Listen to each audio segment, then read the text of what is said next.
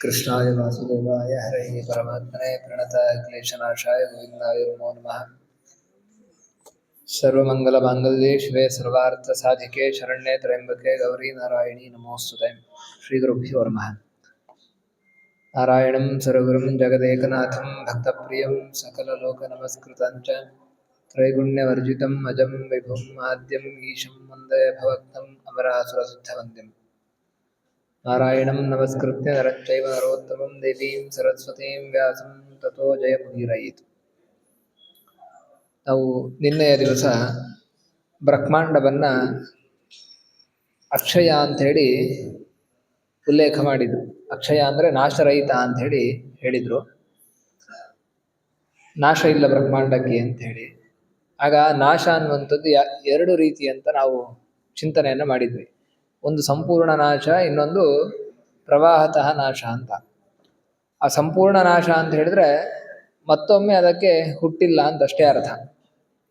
ಯಾವ ವಸ್ತು ಕೂಡ ಸಂಪೂರ್ಣ ನಾಶ ಆಗುವುದು ಅಂತ ಹೇಳಿಯೇ ಇಲ್ಲ. ಹೇಗೆ ನಾವು ಸೃಷ್ಟಿ ಅಂತ ಹೇಳಿದ್ರೆ ಏನರ್ಥ? ಪರಾಧೀನ ವಿಶೇಷಾವಾಪ್ತಿ ಸೃಷ್ಟಿ ಅಂತೇಳಿ, ಇನ್ನೊಬ್ಬರ ಅಧೀನವಾಗಿ ಇದ್ದುಕೊಂಡು ಹೊಸ ರೂಪವನ್ನು ಪಡೆದುಕೊಳ್ಳುವುದೇ ಸೃಷ್ಟಿ ಅಂತೇಳಿ.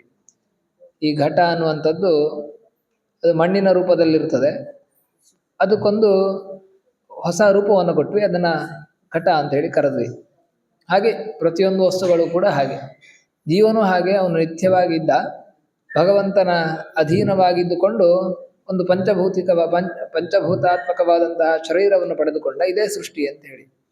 ಹಾಗೆ ನಾಶ ಅಂತ ಹೇಳಿದ್ರೆ ಏನು ಅಂತ ಹೇಳಿದ್ರೆ, ಏನು ಹೊಸ ರೂಪ ಪಡೆದುಕೊಂಡಿದ್ವಿ ಅದರ ನಾಶ ಅಂತಷ್ಟೇ ಅರ್ಥ. ಆದ್ದರಿಂದ ಯಾವ ವಸ್ತುವು ಕೂಡ ಸಂಪೂರ್ಣವಾಗಿ ನಾಶ ಹೊಂದುವುದೇ ಇಲ್ಲ, ಅದು ಇನ್ನೊಂದು ರೂಪದಲ್ಲಿ ಅದು ಇದ್ದೇ ಇರುತ್ತದೆ. ಅದರಿಂದ ನಾಶ ಅಂದರೆ ಯಾವ ವಸ್ತುವು ಕೂಡ ಸಂಪೂರ್ಣ ನಾಶ ಅನ್ನುವಂಥದ್ದು ಆಗುವುದೇ ಇಲ್ಲ.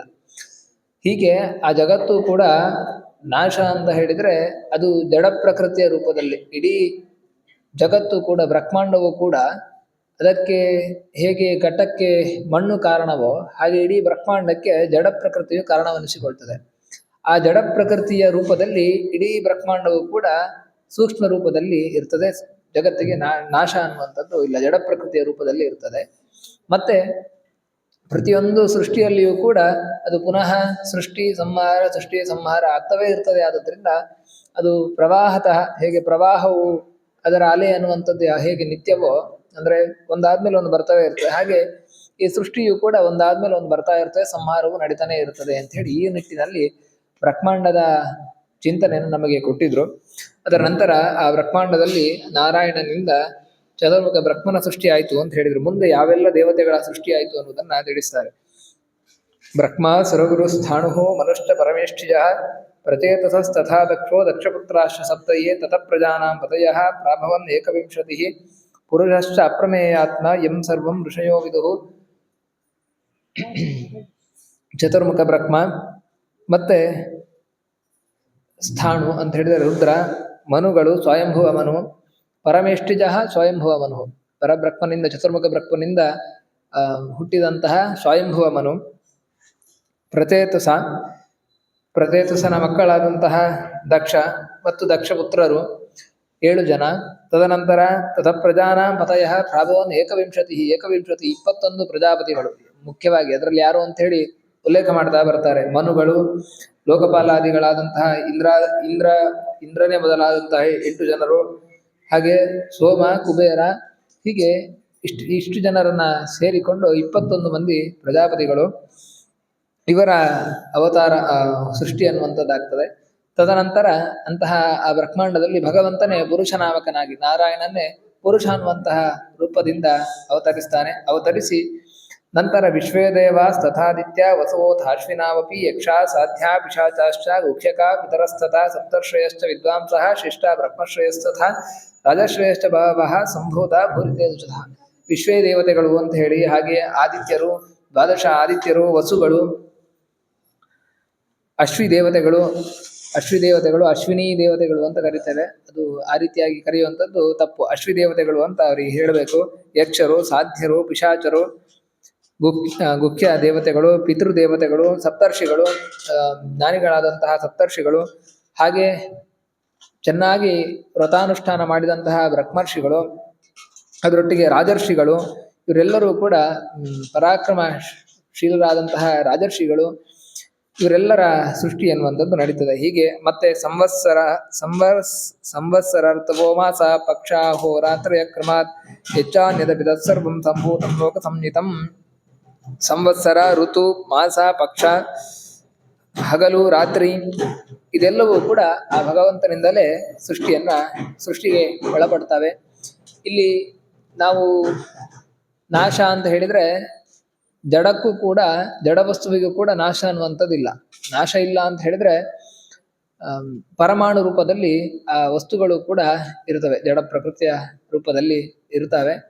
ಅದರಲ್ಲಿ ಕಾಲ, ದಿಕ್ಕು ಇವೆಲ್ಲವೂ ಕೂಡ ನಿತ್ಯವಾಗಿ ಇರುವಂಥದ್ದು. ಇವೆಲ್ಲಗಳ ಆ ಕಾಲಕ್ಕೆ ಮುಂದೆ ಬೇರೆ ಬೇರೆ ರೀತಿಯಲ್ಲಿ ನಾವು ಕರಿತೇವೆ. ಸಂವತ್ಸರ, ಮಾಸ, ಋತು ಅನ್ನುವ ರೀತಿಯಲ್ಲಿ ಅದನ್ನು ನಾವು ಕರೆದುಕೊಂಡು ಹೋಗ್ತೇವೆ. ಗಂಟೆ, ನಿಮಿಷ, ಸೆಕೆಂಡು ಈ ರೀತಿಯಾಗಿ ನಾವು ಅದನ್ನ ಕರೆದುಕೊಂಡು ಹೋಗ್ತೇವೆ. ಇದೆಲ್ಲವೂ ಕೂಡ ಜಡವಸ್ತು ಆದರೂ ಕೂಡ ಅದು ನಿತ್ಯವೇ ಆಗಿರುತ್ತದೆ. ಅದರ ನಾಶ ಅನ್ನುವಂಥದ್ದು ಪ್ರಳಯ ಕಾಲದಲ್ಲಿಯೂ ಕೂಡ ಅದರ ನಾಶ ಅನ್ನುವಂಥದ್ದು ಇರುವುದಿಲ್ಲ. ಈಗ ಜಡ ವಸ್ತುಗಳಲ್ಲೂ ನಿತ್ಯ ವಸ್ತುಗಳಿದ್ದಾವೆ, ಮತ್ತೆ ಜೀವರು ನಿತ್ಯವೇ, ಮತ್ತೆ ಜೀವರ ಒಡೆಯನಾದಂಥ ಈಶನು ಕೂಡ ಸರ್ವದಾ ನಿತ್ಯನಾಗಿದ್ದಾನೆ. ಇವರೆಲ್ಲರಿಗೂ ಕೂಡ ನಿತ್ಯತ್ವವನ್ನ ಕೊಟ್ಟವನಾಗಿದ್ದಾನೆ. ಹೀಗೆ ಯದಿದಂ ದೃಶ್ಯತೆ ಕಿಂಚಿತ್ ಭೂತಂ ಸ್ಥಾವರ ಜಂಗಮಂ ಪುನಃ ಸಂಕ್ಷಿಪ್ಯತೆ ಸರ್ವಂ ಜಗತ್ಪ್ರಾಪ್ತೆ ಯುಗಾಕ್ಷಯ. ಹೀಗೆ ಏನು ನಮಗೆ ಜಗತ್ತು ನಮಗೆ ಏನು ಕಾಣಲ್ಪಡ್ತದೆ ಈ ಎಲ್ಲವೂ ಕೂಡ ಸ್ಥಾವರ ಜಂಗಮ, ಈ ಎಲ್ಲ ಜಗತ್ತು ಕೂಡ ಪುನಃ ಅವನಿಂದಲೇ ಸಂಕ್ಷಿಪ್ಯತೆ, ಸರ್ವಂ ಜಗತ್ ಸಂಕ್ಷಿಪ್ಯತೆ. ಆ ಯುಗಕ್ಷಯವಾಗುವಂತಹ ಸಮಯದಲ್ಲಿ, ಅಂದ್ರೆ ಪ್ರಳಯ ಕಾಲದ ಸಮಯದಲ್ಲಿ ಬ್ರಹ್ಮನಿಗೆ 100 ವರ್ಷ ಆಯಸ್ಸು ಅಂತ ನಾವು ಹೇಳ್ತೇವೆ. ನಮ್ಮ 100 ವರ್ಷ ಅಲ್ಲ, ನಮ್ಮ ಕಾಲಮಾನದಲ್ಲಿ ಹೇಳಿದ್ರೆ ಎಷ್ಟೋ ಕೋಟಿ ವರ್ಷಗಳಾಗ್ತವೆ ಬ್ರಹ್ಮನದ್ದು. ಹೀಗೆ ಅಂತಹ ಅಷ್ಟು ವರ್ಷಗಳ ಕಾಲ ಈ ಬ್ರಹ್ಮಾಂಡ ಅನ್ನುವಂಥದ್ದು ಮೊದಲ ಸೃಷ್ಟಿ ಅನ್ನುವಂಥದ್ದು ಇರ್ತದೆ. ನಂತರ ಆ ಯುಗಾಕ್ಷಯ ಅನ್ನುವಂಥದ್ದು ಆಗ್ತದೆ. ಅವಾಂತರ ಪ್ರಳಯಗಳಿರ್ತವೆ. ಅಂದ್ರೆ ಕೃತಯುಗ ಮುಗಿದ ನಂತರ ಒಂದು ಪ್ರಳಯ, ತ್ರೇತಾಯುಗದ ನಂತರ ಒಂದು ಪ್ರಳಯ, ದ್ವಾಪರದ ನಂತರ, ಕಲಿಯುಗದ ನಂತರ, ಹೀಗೆ ಯುಗಾಂತರ ಪ್ರಳಯಗಳಿರ್ತವೆ. ಆದರೆ ಅದೆಲ್ಲವೂ ಕೂಡ ಪೂರ್ಣವಾಗಿ ನಾಶವಾಗುವುದಿಲ್ಲ.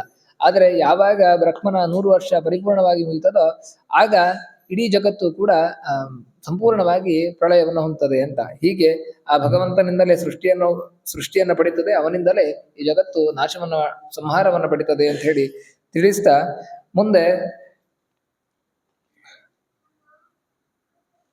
ಇನ್ನು ಸೃಷ್ಟಿಯ ವಿಸ್ತಾರವನ್ನ ನಾವು ನೋಡಬಹುದು. ಅದನ್ನ ನಾಳೆ ದಿವಸ ಚಿಂತನೆ ಮಾಡೋಣ. ಶ್ರೀಕೃಷ್ಣ ಅರ್ಪಣಮಸ್ತು.